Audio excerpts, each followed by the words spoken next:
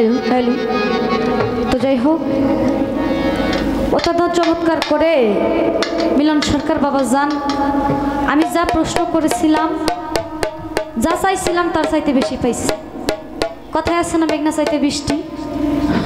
তোমার দরদি অত্যন্ত সুন্দর করে যা প্রশ্ন করেছিলাম তার অ্যান্সার করেছে। তো যে দোকানে মাল বেশি থাকে সে দোকানে একটু ভিড় বেশি হয়, হয় না?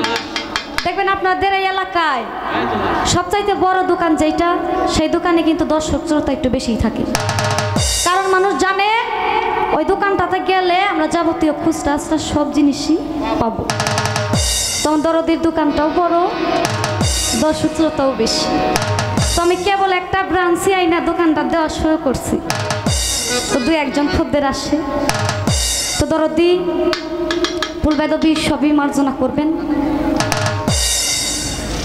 আমার দরদি আমাকে একটি কথা বলল যে আগে নিজেকে নিজে চিনতে হবে, তাহলে তুই নিজের মধ্যেই গুরুকে পাওয়া যাবে। নিজের গুরুই নাকি নিজে। তো দরদি আমি যদি আমাকে চিনতামই, তাহলে তো আপনার কাছে যাওয়ার আমার কোনো প্রয়োজন ছিল না।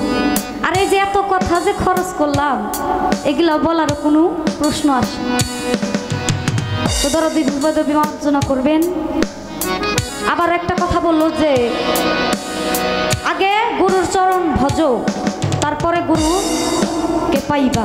গুরুকে পাইতে হলে গুরুর চরণটাকে বুঝতে হবে।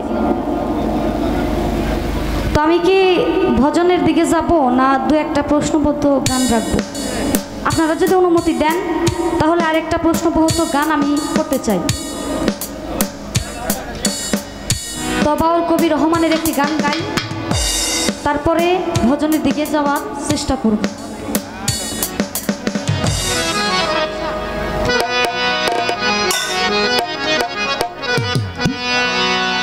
যেহেতু দয়ালে চরণ নিয়ে কথা বলছেন, তো দরদের কাছে বলবো আমি মুখে কোনো প্রশ্ন করব না। আপনার মনে থেকে যদি কোনো প্রশ্ন ভালো লাগে, আপনি এই গানে থেকে খুঁজে আমাকে অ্যান্সার দেওয়ার চেষ্টা করেন, কারণ কথা বেশি বললে মানুষ বিরক্ত হয়।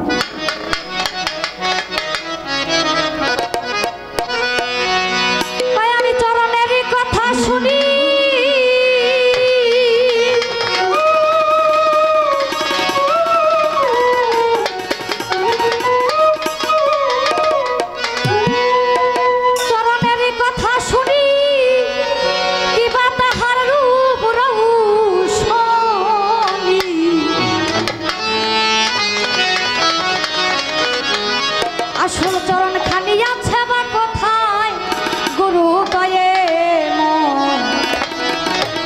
জানিতে চাই চরণের বিষয়।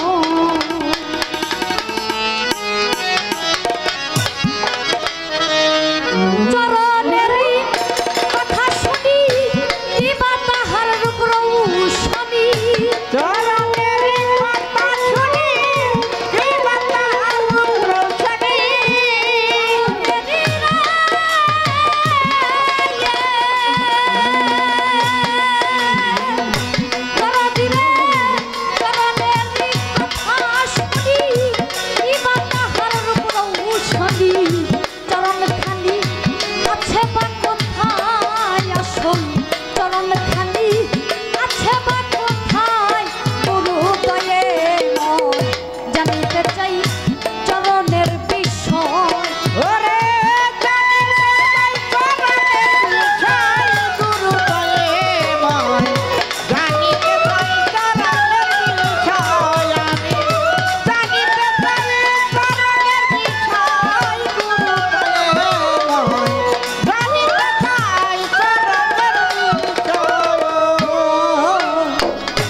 চরণ হইল কত প্রকার জানিতে বাসনায় আমার, কোন নামে কোন চরণকে বুঝায়।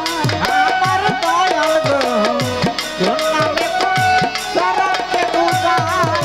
গুরু দয়ে ময় কোন নামে কোন চরণকে বুঝায়। চরণ হইল কত প্রকার জানিতে বাসনায় আমার, কোন নামে কোন চরণকে বোঝায়।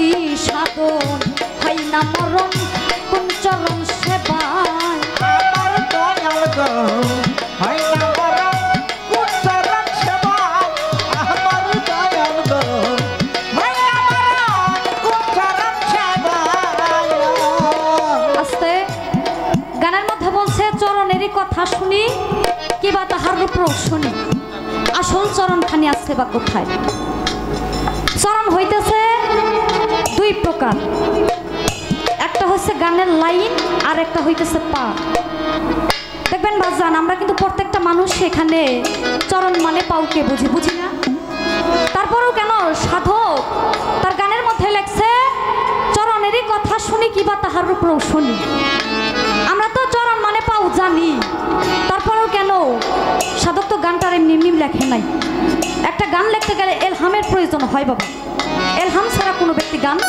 লিখতে পারে না তাহলে তিনি যে এতটা গুরুত্ব দিয়ে গানটা লিখছেন চরণের কথা উল্লেখ করেছে এটা কোন চরণ বাবা আরেকটা কলিতে বলছে কোন চরণে কি হয় ভজন কোন চরণের সিদ্ধি সাধন হয় না মরণ কোন চরণ সেবা কোন একটা চরণ আছে যে চরণটা আমি যদি সাধন করি ভজন করি আমার কোনোদিন মরণ হবে না আপনার কাছে এটুকুই আমার জানা থাকবে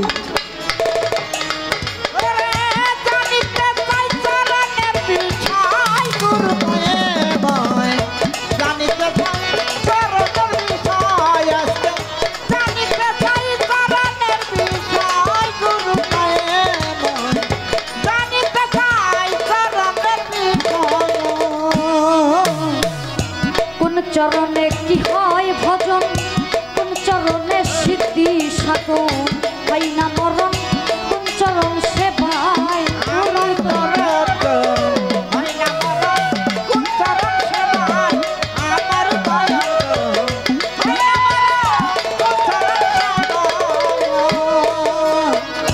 কোন চরণ ভজিলে পরে সমান জ্বালা যাবে দূরে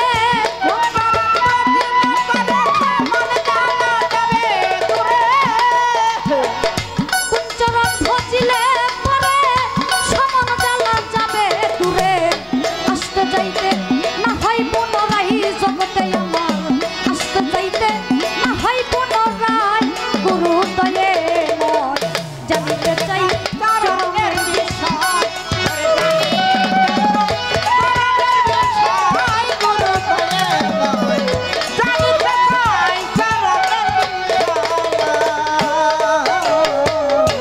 জানিতে রহ মানে করলো সেবা কোন চরণে আত্মশক্তি জন্ম সাধনায়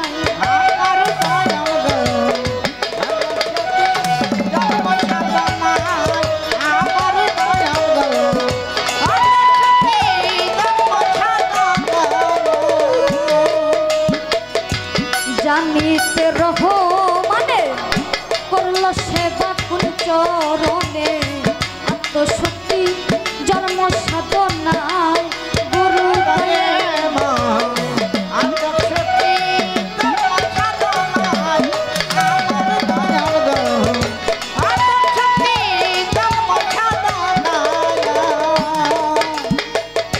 তাই বুঝাও দয়াল এক্ষণে জানিতে বাসনা মনে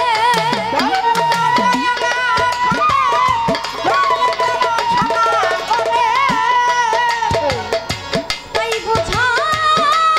বুঝাইয়া